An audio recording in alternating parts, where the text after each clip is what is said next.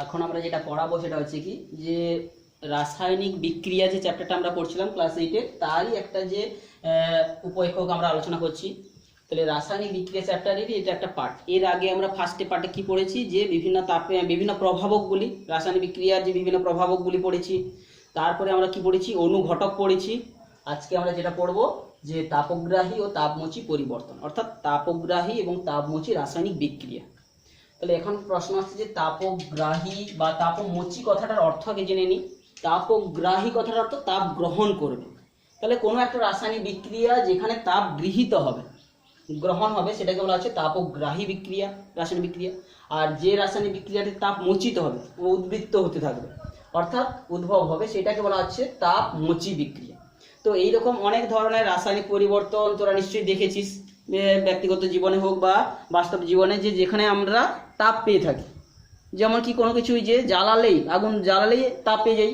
যেমন করে বিশেষ করে আমরা হয়তো কয়লা ব্যবহার করে রান্না করি না, কিন্তু ধরো কাঠ পুড়িয়ে রান্না করছি, তাহলে কাঠে আগুন জ্বালালে সেখান থেকে আমরা তাপ পাচ্ছি, সঙ্গে সঙ্গে আলো পাচ্ছি। তাহলে ওটাও একটা তাপ মোচী না গ্রাহী বিক্রিয়া? তাপ মোচিত হচ্ছে না গ্রহণ হয়ে যাচ্ছে? ওখানে তাপ মোচী হচ্ছে, অর্থাৎ তাপ উৎপন্ন হচ্ছে। তাহলে এইরকম আরো কতগুলো বিক্রিয়ার উদাহরণ আমাদেরকে জানতে হবে বিজ্ঞানে, যেগুলো কিনা আরো অনেক বিক্রিয়া রয়েছে, তবে আমাদের যেগুলো সাধারণত কতগুলি তাপমোচী বিক্রিয়ার উদাহরণগুলো আমরা বলছি। তাহলে প্রথমে আমরা জানলাম তাপগ্রাহী কাকে বলে, বিক্রিয়া কাকে বলে, তাপমোচী বিক্রিয়া কাকে বলে, নিশ্চয়ই বুঝতে পেরেছিস। এরপরে আমরা কতগুলো উদাহরণ এরকম আমরা দেবো, যেমন কি যে কয়লাকে পোড়ালে তাপ উৎপন্ন হয়। কয়লা পুড়িয়ে আমরা জানি যে তাপবিদ্যুৎ কেন্দ্রে যে তাপ উৎপন্ন হয়, সেই তাপকে দিয়ে জলকে বাষ্প করা হয়, সেই বাষ্পের সাহায্যে টারবাইন ঘোরানো হয়। তাহলে কয়লাকে পুড়িয়ে তাপ পাচ্ছি। কয়লা মানে কার্বন, কার্বনের সঙ্গে পোড়ানো মানে কি বায়ুর অক্সিজেনের সঙ্গে বিক্রিয়া।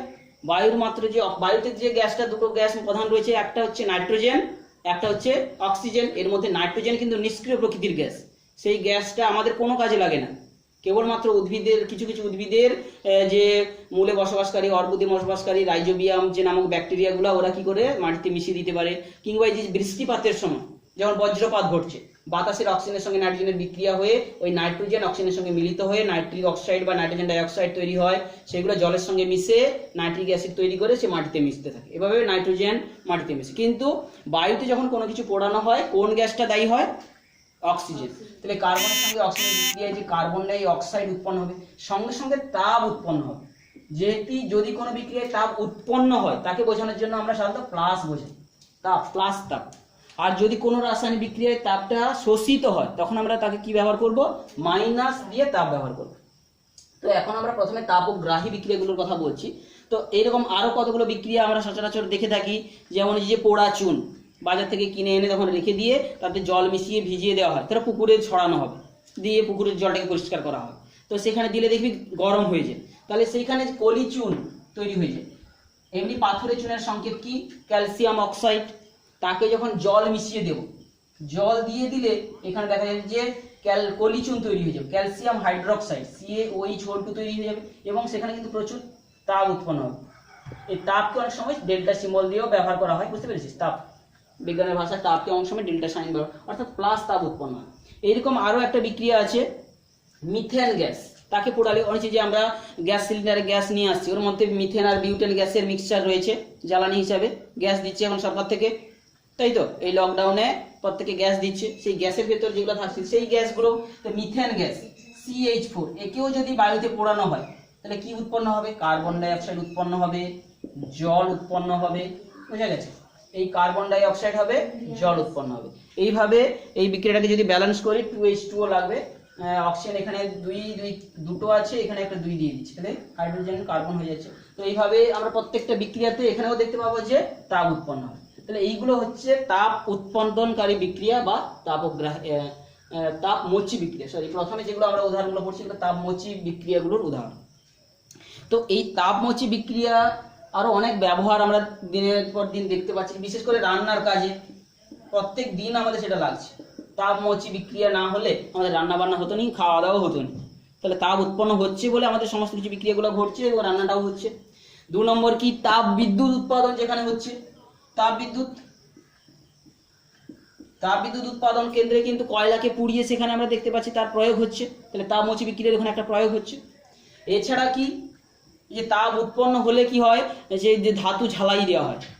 এই যে অক্সিজেন আর অ্যাসিটিলিন গ্যাস, অনেক জায়গায় দেখবি সাইকেল সারানো দোকানে গ্যাস সিলিন্ডার একটা রাখা আছে, সাইকেল ভেঙে গেছে তো নিয়ে যাবি, ঝাল দিয়ে দিবি, তাহলে তার সিলিন্ডার থেকে একটা গ্যাস বের করবে আর দুটো সিলিন্ডার থেকে দুটো গ্যাস নিয়ে একসঙ্গে জ্বালিয়ে দিবে, দিলে কি হবে একটা নীল শিখায় জ্বলতে থাকে। তোরা দেখেছিস সেই যে গ্যাসটা, সেই যে ওয়েল্ডিং করা বলা হচ্ছে, যে ধাতুর দিয়ে ঝাল দিয়ে একে বলা হয় ওয়েল্ডিং করা।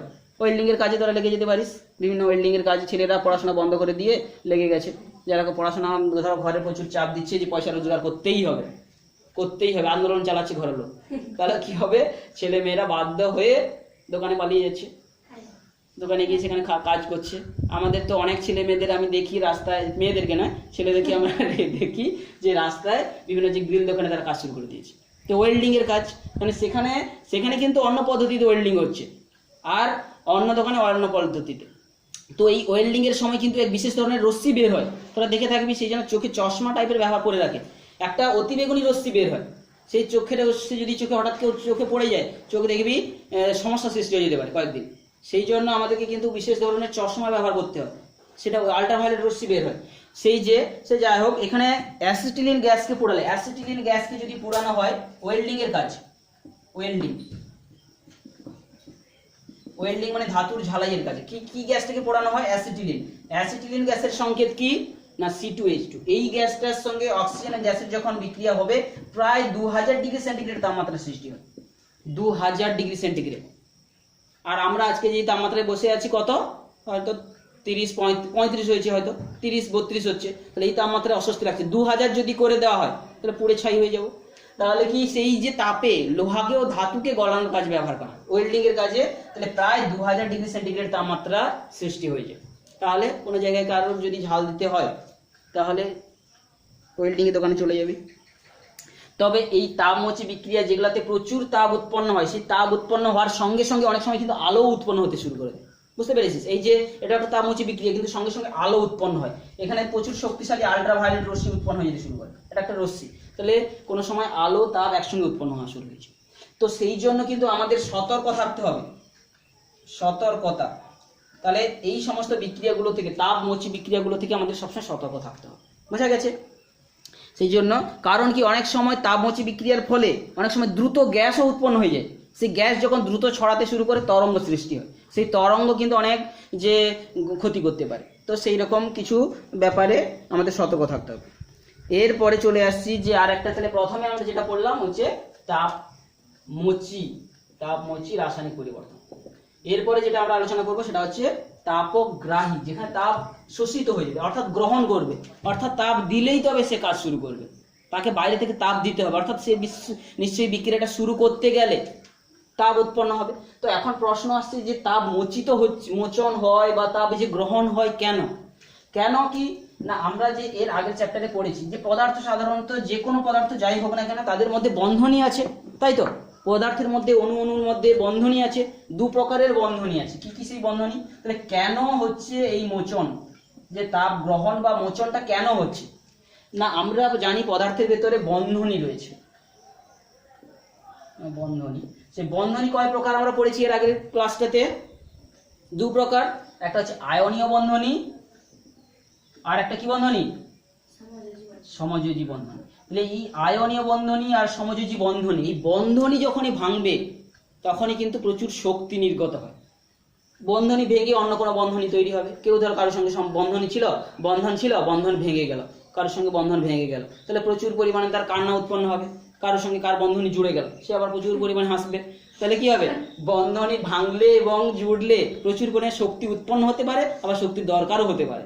তো সেই কোনো বিক্রিয়ায় মানে পদার্থের সঙ্গে যখন অন্য পদার্থ মেশানো হচ্ছে বা তাপ দেওয়া কিছু করা হচ্ছে, তখন কি হবে?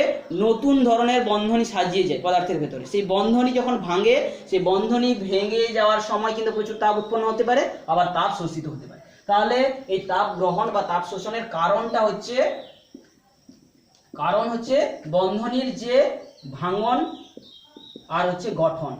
এই যে বন্ধনীর ভাঙন আর গঠনের জন্য কিন্তু এই তাপ গ্রহণটা বা শোষণটা হচ্ছে। কি বলছি, বোঝা গেল? সে যাই হোক, এরপরে আমরা তাপগ্রাহী বিক্রিয়াগুলো সম্পর্কে পড়ব। তাহলে এটা জানা গেল, তাপগ্রহী, উদাহরণ, তার কারণ, এগুলো সব জানছি। তো এরপরে আমরা বলবো তাপগ্রাহী বিক্রিয়া। তাহলে যে রাসায়নিক বিক্রিয়ায় তাপ গৃহীত হবে বা শোষিত হয় সেই ধরনের রাসায়নিক বিক্রিয়াগুলোকে বলা হবে তাপগ্রাহী বিক্রিয়া। এখন বলছি, বারবার বলছি, রাসায়নিক বিক্রিয়া। রাসায়নিক বিক্রিয়া আমরা বুঝবো কি করে?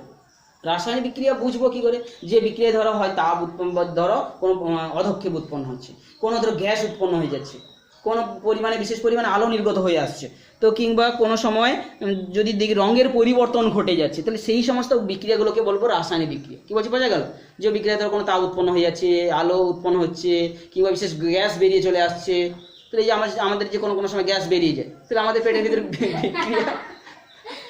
বিক্রিয়া উৎপন্ন হচ্ছে পেটের ভিতর, প্রত্যেকের ভেতর বিক্রিয়া আলাদা আলাদা হচ্ছে, সেই অনুযায়ী সেই বিক্রিয়ার গ্যাসগুলোও হয় আলাদা আলাদা, তাহলে সেই রাসায়নিক বিক্রিয়াগুলো হয় আলাদা আলাদা। সে যাই হোক, কতগুলো তাপ শোষী বিক্রিয়া সম্পর্কে আমরা পড়বো। 1 নম্বর পড়ছি, যেমন ধরো যে বইতে যেটা আছে যে একটা তোরা দেখবি যে কঠিন বেরিয়াম হাইড্রোক্সাইড, কঠিন বেরিয়াম হাইড্রোক্সাইড, বেরিয়াম হাইড্রোক্সাইড একটা তার কেলাস, বেরিয়াম হাইড্রোক্সাইড তার কেলাস 8 অণু কেলাস জল থাকছে, অর্থাৎ এটা কঠিন। বেরিয়াম হাইড্রোক্সাইডের একটা কেলাস, তার সঙ্গে যদি অ্যামোনিয়াম ক্লোরাইডের একটা কেলাস মেশানো হয়, অ্যামোনিয়াম ক্লোরাইড NH4Cl, এটাও একটা কঠিন অ্যামোনিয়াম ক্লোরাইডের কেলাস। তাহলে বেরিয়াম হাইড্রোক্সাইডের কেলাস, এই যে H2ওটা, এইটাকে কি বললাম? কেলাস জল। কেলাস জল মানে কি? কেলাস তৈরি হওয়ার জন্য ভেতরে জল লাগবে। যেমন এই যে বাড়িঘর তৈরির সময় শুধু বালি সিমেন্ট নয়, জলও দিতে হয়। সেই জলটা তার গঠন শক্তশালী হওয়ার জন্য সেটা স্ট্রাকচারে লাগছে। সেই জলটা কি দেখতে পাচ্ছি এখন, কিন্তু তার ভেতরে সাজিয়ে গেছে। তাহলে সেই রকম এই কেলাস জল। তাহলে বেরিয়াম হাইড্রোক্সাইডও কঠিন, এর সঙ্গে যদি কঠিন অ্যামোনিয়াম ক্লোরাইডকে যদি আমরা মিশিয়ে দিই, এই দুটো কঠিনকে মিশিয়ে বিকারে যদি রেখে দেওয়া হয়, এরা দুটো বিক্রিয়া ঘটে কি করবে না বেরিয়াম ক্লোরাইড উৎপন্ন করবে। বেরিয়াম ক্লোরাইড উৎপন্ন করবে, অ্যামোনিয়া গ্যাস তৈরি করে যাবে, বুঝতে পেরেছিস? এবং জল উৎপন্ন হবে, মাইনাস তাপ হবে।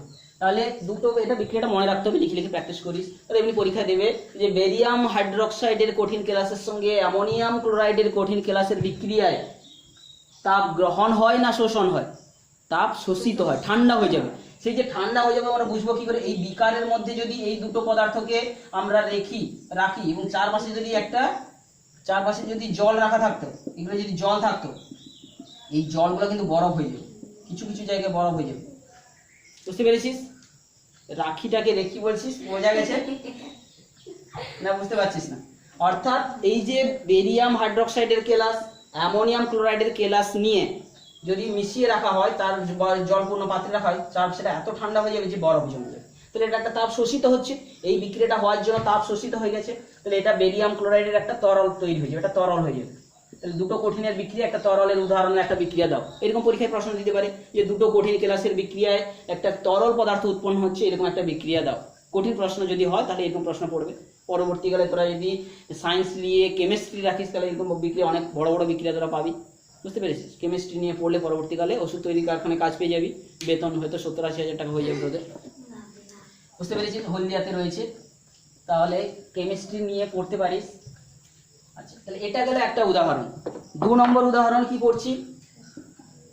2 নম্বর উদাহরণ আমরা বলছি যে পাথরের চুন, ক্যালসিয়াম কার্বনেট, চুনা পাথর যাকে বলে, চুনা পাথরকে অনেক সময় তাপ দিলে ও ভেঙে গিয়ে ক্যালসিয়াম অক্সাইড হয় আর কার্বন ডাইঅক্সাইড গ্যাস তৈরি করে।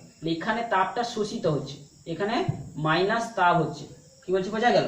অর্থাৎ এক্ষেত্রে তাপ যে শোষিত, যে তাপ দিলেই তবে শুরু হয়, তাহলে প্রায় 1000 ডিগ্রি সেন্টিগ্রেড তাপমাত্রা দিলেই তবে বিক্রিয়াটা হবে। তাহলে তাপ দিলে বিক্রিয়াটা হবে, তাহলে তাপটা শোষিত হচ্ছে ভেতরে, শোষিত হয়ে গিয়ে তাহলে নতুন নতুন যে বিক্রিয়ার বন্ধনী ভেঙে নতুন বন্ধনী তৈরি হচ্ছে, তখন তাপটা শোষিত হচ্ছে। তাহলে আমরা বললাম কি তাপ গ্রহণ হোক বা মোচন হোক, এদের প্রধান কারণটা কি?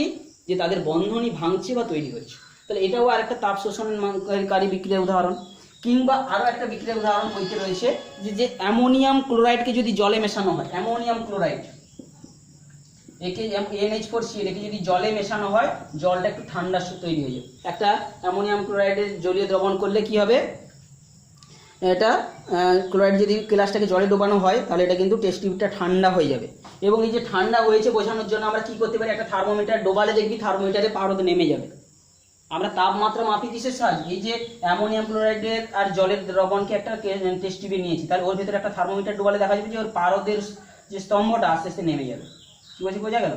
তাহলে এই যে অ্যামোনিয়াম ক্লোরাইড আর জল মিশ্রণকে নেওয়া হয় একটা থার্মোমিটার ডোবালে দেখা যাবে তার পারদ ধীরে ধীরে নেমে যাবে। তাহলে এর দ্বারা বোঝা যাচ্ছে কি ঠান্ডা সৃষ্টি হচ্ছে, অর্থাৎ তাপ শোষণ হচ্ছে। তাহলে এরকম হচ্ছে কতগুলো তাপমোচী বা তাপ শোষণ বিক্রিয়ার উদাহরণ। তো আমরা এর আগেই বলে দিয়েছি যে ধাতু ঝালাইয়ের কাজে তাপমোচী বিক্রিয়ার যে ব্যবহারটা আমরা বলে দিয়েছি। অ্যাসিটিলিন গ্যাস নিয়ে যে অক্সিজেনের উপস্থিতিতে বিক্রিয়া একটা তাপমোচী বিক্রিয়া, যাকে ধাতুর ঝালাইয়ের কাজে লাগানো হয়, তার হচ্ছে অতিবেগুনি রশ্মি।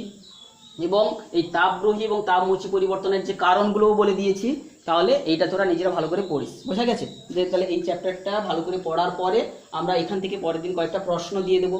প্রশ্নগুলো কি কি হতে পারে, যে 1 নম্বর প্রশ্ন কি, নিজেরা পরের দিন খাতায় লিখে আনবি। প্রশ্নগুলো লিখবি কি কি, প্রথমে তাপগ্রাহী বিক্রিয়া কাকে বলে, তাহলে প্রথমে লিখতে পারি রাসায়নিক বিক্রিয়া কাকে বলে, একটা রাসায়নিক পরিবর্তন কাকে বলে একটা প্রশ্ন। তারপরে তাপগ্রাহী বিক্রিয়া কাকে বলে একটা প্রশ্ন। তাপমোচী বিক্রিয়া কাকে বলে একটা উদাহরণ। তাপমোচী বিক্রিয়ার কতগুলি উদাহরণ দাও, একটা প্রশ্ন হতে পারে। যে কয়লাকে যদি বায়ুতে পোড়ানো হয় এটা একটা তাপমোচী পরিবর্তন না তাপশোষী পরিবর্তন, এরকম বিক্রিয়া উদাহরণ দিতে পারে। কিংবা যে ওয়েল্ডিং করার সময় কোন গ্যাসকে ব্যবহার করা হয়, ধাতুর যে ঝালাইয়ের সময় কোন গ্যাসকে ব্যবহার করা হয়, অ্যাসপিরিন গ্যাস, এবং কত ডিগ্রি তাপমাত্রা সৃষ্টি করে, কত ডিগ্রি তাপমাত্রা সৃষ্টি করে, 2000 ডিগ্রি সেন্টিগ্রেড তাপমাত্রা। যে তাপমাত্রাতে অতিবেগুনি রশ্মিও বের হতে শুরু করে, সেই জন্য আমাদের চশমা টশমা পরে রাখতে হয়, বিশেষ ধরনের চশমা ব্যবহার করতে হয়। অনেক সময় সেরকম একটা এর মতো চশমা চোখের সামনে নিয়ে চলে আসে, কাঁচ দিয়ে ঘেরা আছে, বুঝতে পেরেছিস? সেটা অনেকে আবার ছেলেরা এতই এক্সপার্ট হয়ে গেছে যে তাদের চোখে ঢুকে ঢুকে মানে সেটা রশ্মি ঢুকে ঢুকে চোখ শক্তিশালী হয়ে গেছে, তারা খালি চোখেই ঝাল মারা শুরু করে দিয়েছে, কিন্তু পরবর্তীকালে কিন্তু ওদের সমস্যায় পড়তে হবে, বুঝতে পেরেছিস? তো এইগুলো তাহলে তাপ একটা উদাহরণ। এছাড়া কি, দুটো কঠিনের বিক্রিয়ায় একটা তরল পদার্থ উৎপন্ন হয় এমন একটা বিক্রিয়া উদাহরণ বলো। এই যে বেরিয়াম হাইড্রোক্সাইডের কেলাসের সঙ্গে অ্যামোনিয়াম ক্লোরাইডের কেলাসের বিক্রিয়ায় যে বেরিয়াম ক্লোরাইডের তরল উৎপন্ন হচ্ছে এবং তাপ শোষিত হচ্ছে, এটা একটা বিক্রিয়া। কিংবা চুনা পাথর থেকে যে পাথরে চুন উৎপন্ন হওয়া, এটা একটা তাপমোচী পরিবর্তন না তাপশোষী পরিবর্তন। চুনা পাথর থেকে পাথরে চুন উৎপন্ন হওয়া, এটা একটা তাপমোচী পরিবর্তন না তাপশোষী পরিবর্তন।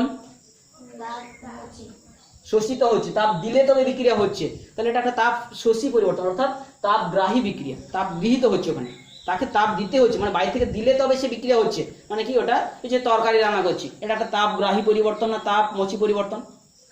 তাপগ্রাহী। তরকারি রান্নার সময় কি তাপ বেরিয়ে চলে আসে, তাপ দিলে তবে তরকারিটা হবে, বুঝা গেল? তাহলে এইগুলো আমরা বিভিন্ন বিক্রিয়া আরো করতে থাকবো, বাস্তবের সঙ্গে তুলনা করে মিলাবো, দেখবি সহজে মনে থাকবে। ঠিক আছে, এইটা পর্যন্ত আজকে থাকলো।